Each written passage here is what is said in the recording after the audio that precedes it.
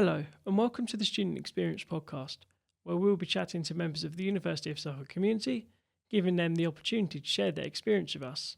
I'm Sam, and I'm a member of the Student Experience team, and in today's episode, we're joined by Kayleigh and Freya Gillott, who are Student Recruitment Officers. We discussed their role, what led them to their career path, and the work they do with local schools and colleges. So, Kayleigh and Freya, would you like to introduce yourself and your role at the university? So my name is Kayleigh and I'm a Student Recruitment Officer. And I'm Freya and I'm a Student Recruitment Officer. So at the university, we work with schools and colleges across the UK, but focus mainly in East Anglia. And we work on building relationships and speaking to students in sixth form, talking to them about university, the different opportunities we have here at Suffolk, and answer any questions they might have. Fabulous. Could you tell us a bit more about student recruitment and all that it entails? Yes, so like Freya said, we do work across the whole of the UK, but we do primarily focus on East Anglia. So we have people that sit in Suffolk, Essex and Norfolk. We also have regional officers, so they're based a bit further afield and kind of look after Bedford and that kind of area as well. What student recruitment entails is basically building brand awareness for the university, as well as higher education in general, helping them with like student finance, helping them with the UCAS application cycle, personal statements or things like that, as well as just attending the careers fairs that the schools put on for them, just to tell them what opportunities are actually out there after A-levels. So is it sort of mainly A-level students you're working with as opposed to GCSE? Yeah, so it's predominantly year 12 and year 13 that we work with. We do occasional things with younger students, but not very often. Okay. So I know you do stuff with sort of internal and external events. Could you tell us a bit about that? So our external events are things that schools put on. So there'll be like careers fairs that school put on, but then also we work with UCAS and we attend all the UCAS events across the UK and Ireland. Yeah. So we go to that one now, and that they have hundreds and hundreds of people attend, and we're there with our stand. And then we run the on-campus events. We help with the open days and things like that. We also offer taster days on campus, so local schools can come along and get a taster for the courses as well. Yeah, so schools can sign up for any course that they might be interested in. We can do it with small groups, large groups of students. We've had up to sort of 400 on campus any one time for a health day. So if any schools are listening and want to sign up, they're welcome to bring students down. Yeah, cool. So, part of your role, of course, involves developing relationships with schools and sixth forms around the UK. Could you tell us a bit how you go about that? Yeah, so we primarily look at what our relationships we currently have and where students are going to university from them colleges and sixth forms and start building relationships on that. We also look at what A-levels or BTECs they're currently offering to see if there's like a pathway or if there is a link to our courses that we have on offer. We try and have like a key student recruitment officer in the areas, so they do have a key contact to know and build that relationship with, which can be challenging at times. We mainly focus on like the careers lead, but we also do try and have a relationship with all the subject leads at the schools and stuff like that as well. How many sort of schools are you working with then? Oh, crikey. Yeah. Working with. We've got 30, 35 in Suffolk, a lot more in Essex, as it's just a bigger county. We work with Norfolk, Bedfordshire. Yeah, so we tend to work with, we won't really say no to anyone if they ask us to come and do any like student recruitment stuff. We will always try and accommodate them. We will pretty much work with any sixth form. Yeah, cool. So Freya, I believe you run workshops and talks with, to help students learn more about higher education. Could you tell us a bit about that? Yep, so when I go into schools, I might do a day of workshops where I talk to them about personal statements. It might involve helping students to structure their personal statement. I'll teach them about student finance. And again, it's all about how to kind of apply, what they're entitled to, that kind of thing, as well as talks on just student life, what it's like to go to university. So the school will often ask for a particular area of topic they want covered, and then I go and deliver that to students. What sort of some of the key kind of things that maybe students are nervous about? Probably the finance side of university and the debt that is associated with it, which is not really a debt. Yeah. And like, can I afford it? And that is probably one of the biggest questions we get is, can I afford it? Is it worth that debt at the end? Yeah, I think we've heard people say before that they don't like to call it a debt, What do you call it instead? Attack. Yeah. Oh, okay. Yeah, I because like it that. does just come out of your pay packet, Yeah. like all your other taxes that you have to pay. So you don't. It's not like it's a debt that you have to remember to pay, or it affects your credit rating at all. It doesn't affect anything. So yeah, it's more of a tax. I guess also when students come on campus, that's when they really realise how welcoming it is. Because if you've never been to uni before, and if your parents haven't been to uni, it maybe seems a bit scary. And Exactly. not what they think they can do. Yeah, and I think it's making them actually get to campus to show them that experience and show them how different it is to sixth form or college, because you are an adult, you're treated as an adult, and it is like your independent studies and things like that, and it's getting across that that's what it is like, not like college or sixth form. Yeah. And the facilities that you have access to Yeah. that you wouldn't get in high school. You get such specialist stuff at university. So it's nice to show them that. Yeah, absolutely. And I think, having both been to university yourselves, it's something that you have first-hand experience in. So it's definitely useful for students. But what was it that you would say first attracted you to this role, or maybe even the university in particular? So I studied here back in 2012, maybe 2013. Yeah, so I came here many years ago. So I studied here, and I was first generation of my family to come to university. Never thought I'd go to university. I've got dyslexia and dyspraxia. I was very much told, like, you probably won't do a lot of your life at school, which is a lovely thing to be told. So by coming to this university, it really did show me that it is actually it's an opportunity for anyone. Like, you can do it if you want to. So I think when I saw the job come up, I thought it's a great opportunity to kind of like give back to students, to show them that you can do it and you can change your life. Like, you can do whatever you want, basically. For me, I used to be a teacher. So I was a teacher for about 10 years. And when I left, I wanted to do a job that kind of utilised my teaching experience, but in a slightly different way. And I wanted a job that wasn't just sitting at a desk and staring at a screen. And with this job, there's so much travel involved. I'm going out talking to students. And yeah, I thought that was a really lovely prospect in a job. How long have you guys been here now then? So I started in 2022, maybe? Yeah, I started last year. So I've been here just over a year now, year and a half. Okay, cool. Okay, both pretty fresh to it then. Yeah. Yeah. So what sort of leads you to this kind of role, So of course you spoke about being a teacher and you spoke about studying here, but sort of in terms of what you've been doing in the middle. So I studied event management here. So I left and I became an events coordinator for the local chamber, and then left there to start as an event organiser for a charity. But then COVID hit, so got made redundant. So this job, I think the experience of, like, we obviously go to events and stuff like that, so have that experience of the event side. But also, I guess you probably need to be quite confident and you have to speak in front of crowds and stuff like that. I don't think there is a general path into it. When you speak to a lot of other recruitment officers, it's kind of like, oh, I just fell into this role. It kind of just happened.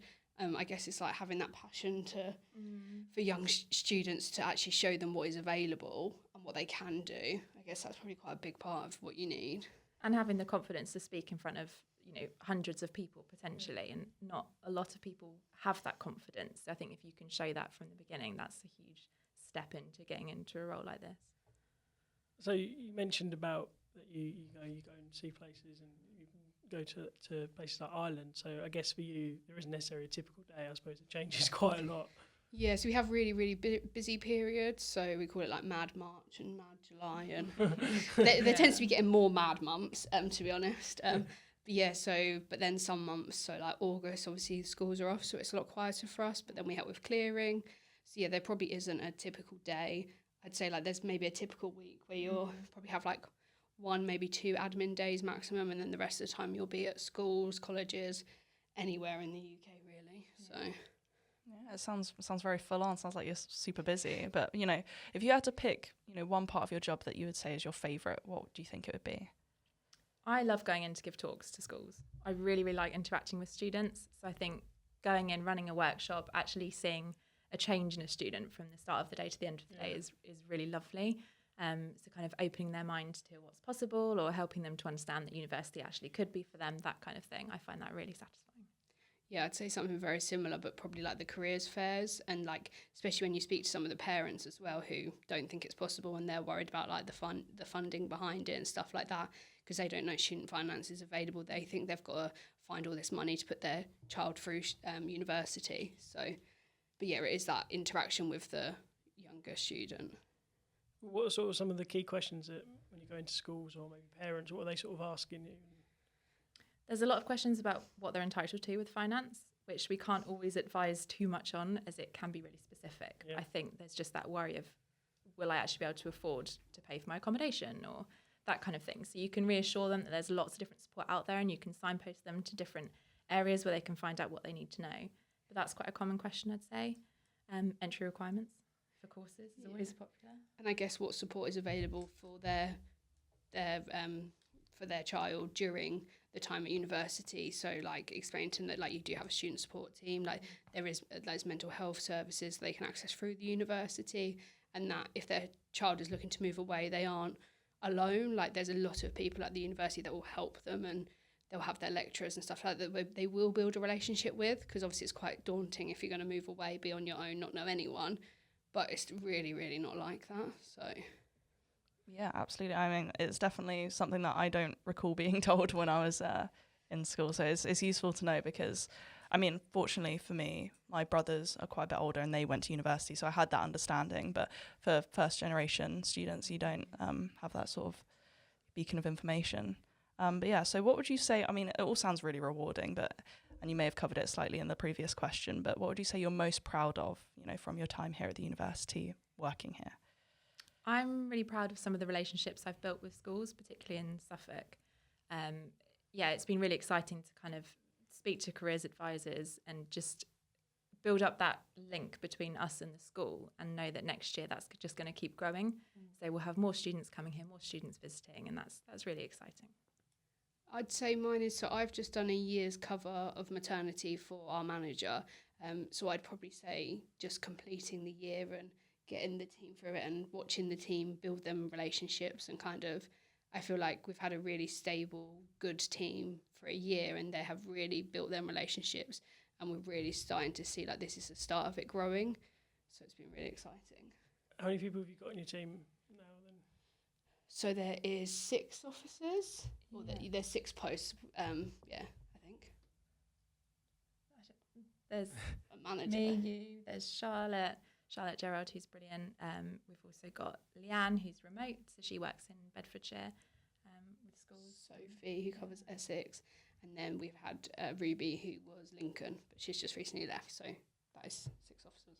Okay, And that, you? And might be growing as well. Or? Yeah, I guess it depends on like budgets and stuff like that, doesn't it? But yeah, obviously I go on maternity leave at the end of September, so hopefully they'll replace me, so they'll have somebody to fill my shoes. Cool. So, of course, you've done so much already in your careers. I mean, even in the year that you've been here and a couple of years you've been here. So what would you say are some of the challenges that you've sort of encountered and overcome during your time working here? I guess one of the biggest things is brand awareness for the university. A lot of people don't know, one, where Suffolk is. A lot of people know where Essex is and Norfolk, but they don't tend to know where Suffolk is. So when you go out to schools and stuff, they're just very confused on where you are. Also, a lot of people think we're linked to the college and don't realise we are a separate entity and we are a university.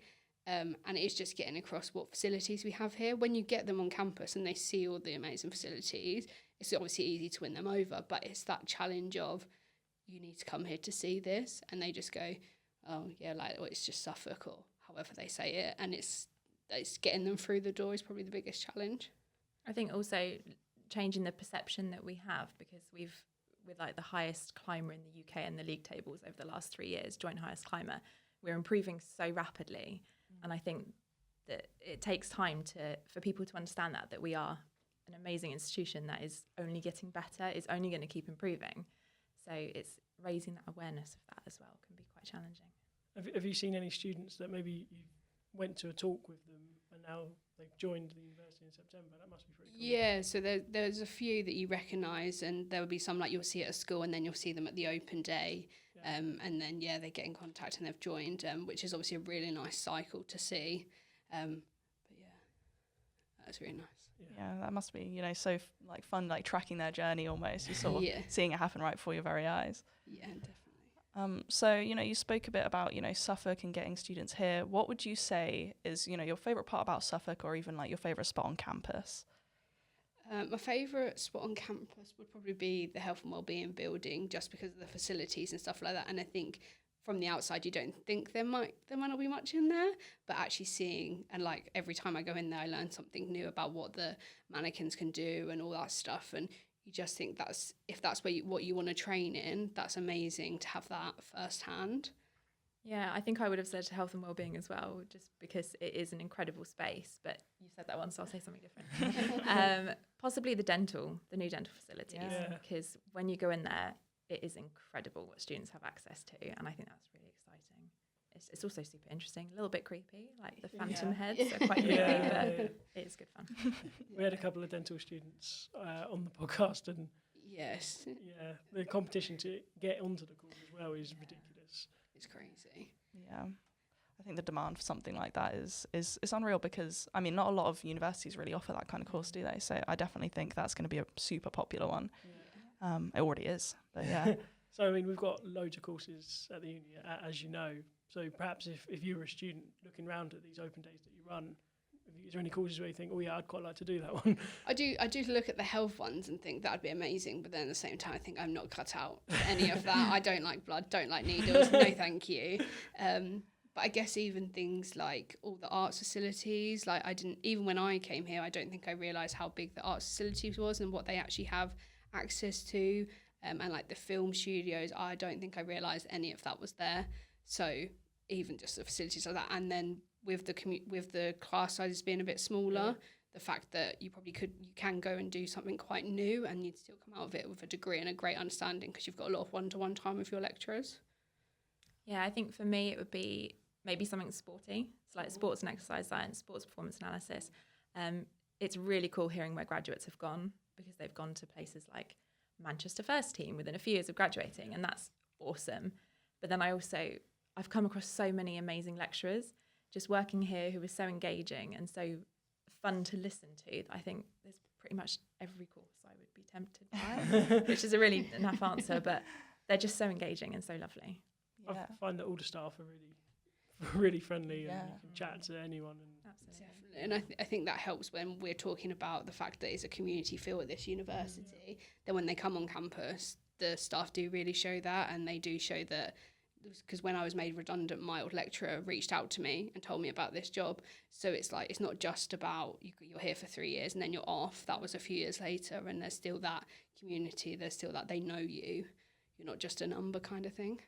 Yeah, no, that's really lovely. I think that's the thing that, I was really grateful for, because I studied here and I also work here. So it's like just the community, and coming back to work here and seeing people that, used to be my lecturers or, whatnot, and everyone has been just so lovely and welcoming. But, what would you say, other than that it's really lovely and welcoming here, what would you say to students that are considering joining the university? What would you say to encourage them to submit that application? I think visit the university, really visit it, explore everything it has to offer, just kind of immerse yourself as much as possible. Come to an open day, talk to lecturers, ask questions. And I think if you do all of those things, you'll realise what an amazing university it is, what an amazing space it is.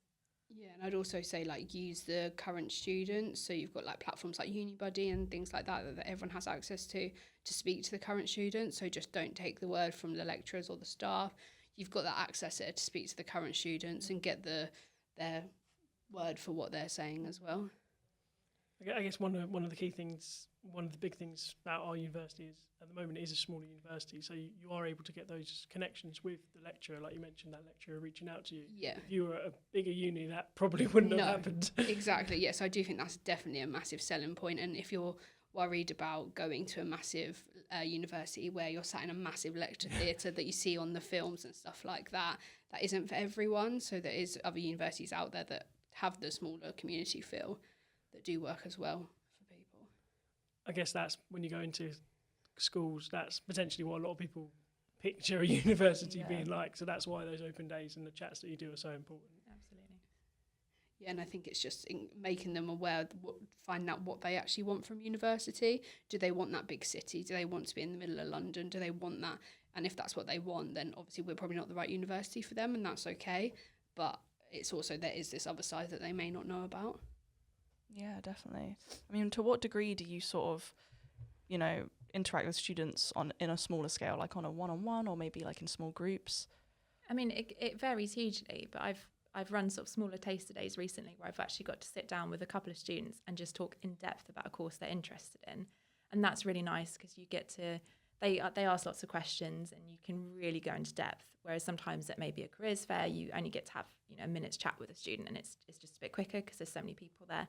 But it's lovely when they come onto campus and you can actually talk almost one-to-one with them, which is really lovely. Yeah. So obviously we're recording this in late July, and it won't be long until September comes around and level 4 students are starting their new courses. So maybe have you got any advice for them as they embark on their uni journey here? I guess it's just take every opportunity as it comes, and or if you can, always say yes and just immerse yourself as much as you can, and you just don't know. Yeah, I guess it's that. Yeah, be open-minded, like sign up to events that are happening in Welcome Week, so Freshers Week. Just do as much as you can. And sort of where do you see your department growing in the next few years, you know, if you had to look into the future? Hopefully with we could just interact more with the schools and stuff like that, which obviously we'll do at the moment. It's due to our like time and how much time each officer has. So yeah, it would just be growing the brand awareness, growing the interactions with not just Suffolk, but like Essex and Norfolk, and then gradually just getting bigger and bigger and having people know who we are, and know where Suffolk is, would be a nice thing. So.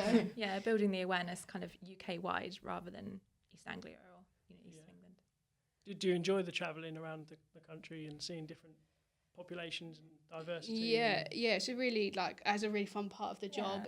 It can be a very lonely part of the job because you're speaking to hundreds of people, but you're actually on your own.